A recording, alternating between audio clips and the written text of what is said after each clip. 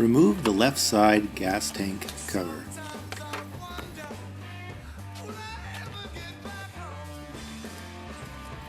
Remove the fuel pump cover. With a small, flat screwdriver, pry open the retaining clip and remove the power to the fuel pump controller. With a torque socket size T20, remove the screws that are holding the fuel pump controller to the top of the fuel pump.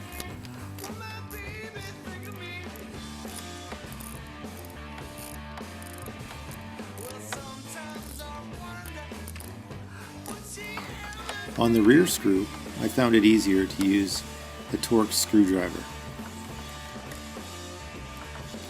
Now with a small screwdriver, pry up the fuel pump controller and look inside, and you'll see the blue connector connecting the controller to the fuel pump. Use your small screwdriver to squeeze the tabs on the connector to make it easy to remove.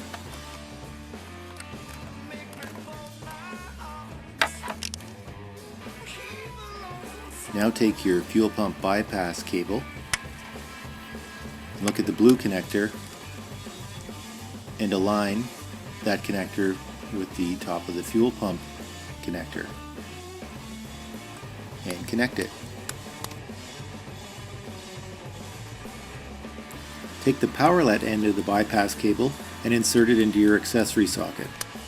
Now start the bike.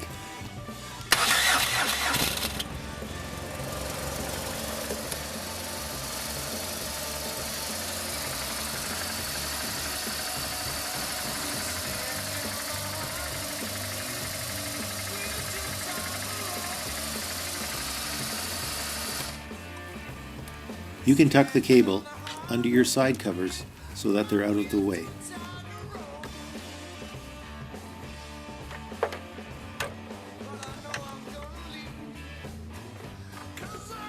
And in under 10 minutes, you're back on the road.